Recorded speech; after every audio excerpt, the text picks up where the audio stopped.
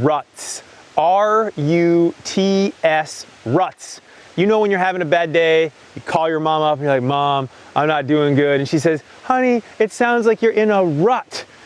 Well, that's not a good thing. But on the cyclocross bike, being in a rut is actually an amazing thing. You want to ride ruts. So today's video is gonna be all about how to make ruts, how to ride in the rut, and to have a great day out on the cyclocross bike.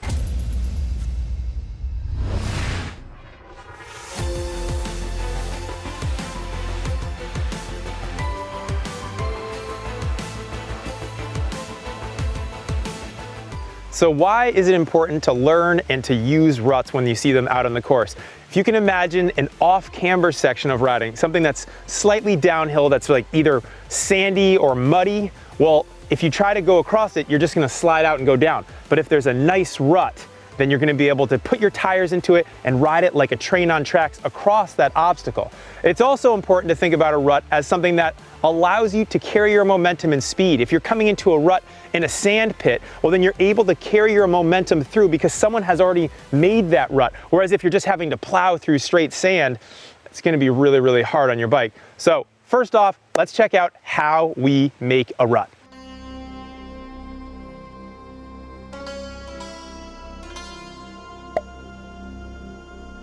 First things first, where do you make these ruts, Jeremy? Well, if you have a local sand pit like this one, that's a good idea. You could also look up a local volleyball court where people obviously play volleyball. That you can make nice ruts into that, make a little track.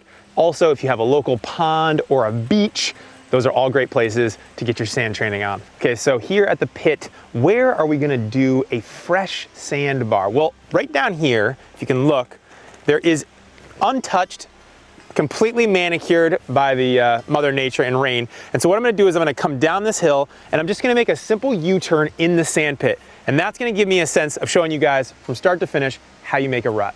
It's gonna take at least 5 passes before you get a nice rut going.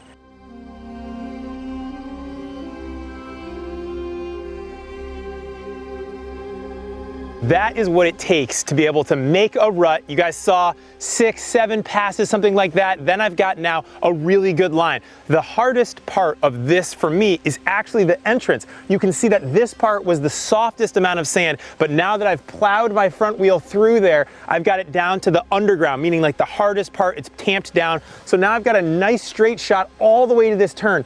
I can use all my finesse and my body weight, picking my head up, all these little tips that I'm gonna talk to you guys more about to be able to get through this perfect.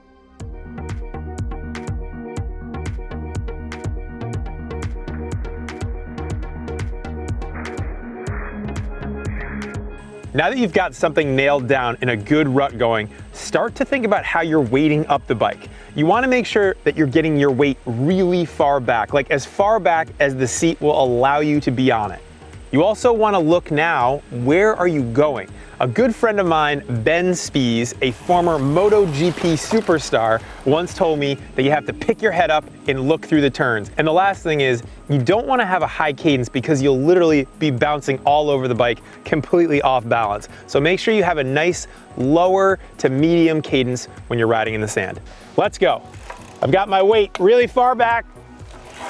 I'm looking up with my head. It takes me right through the turn perfectly.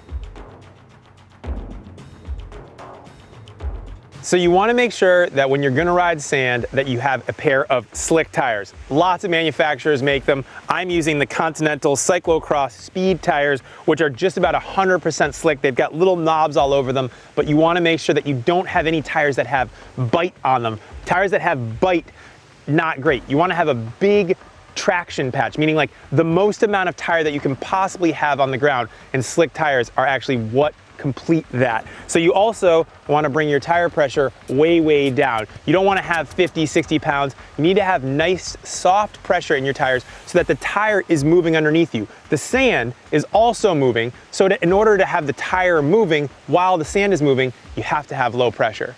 So to reinforce how important ruts are, we're here at the local track where we've got this nice uphill section, and then we come into an off-camber, pretty steep downhill section.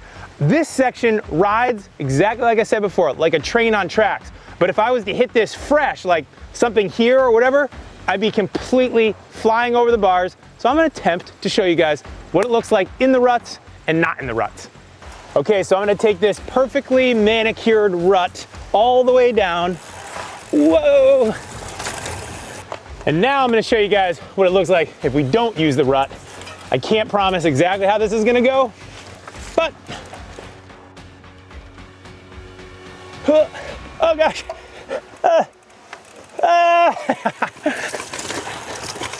So, the key takeaway, you always want to use the road most traveled, and that is why ruts work so well.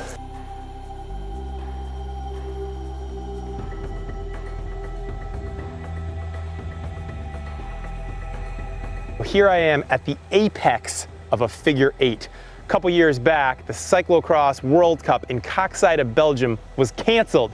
I was actually there sitting in a hotel room having flown transatlantically to find out that the race was canceled because of wind and rain. And I was thinking in my head, well, that's not that cool.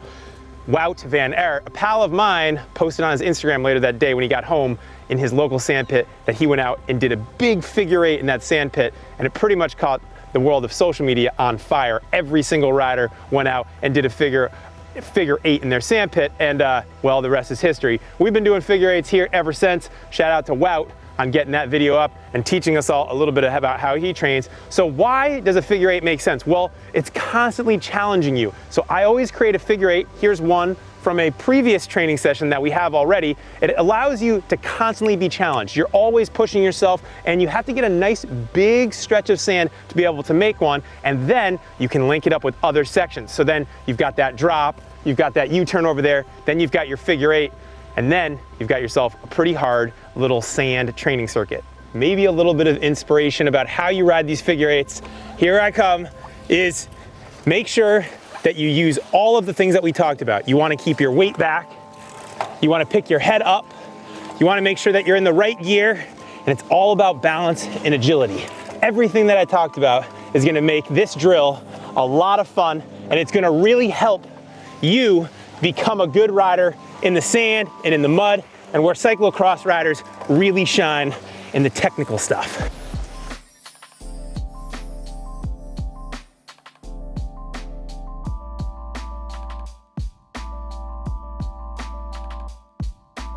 I'm always hearing at the races, commit to the rut, commit to the rut.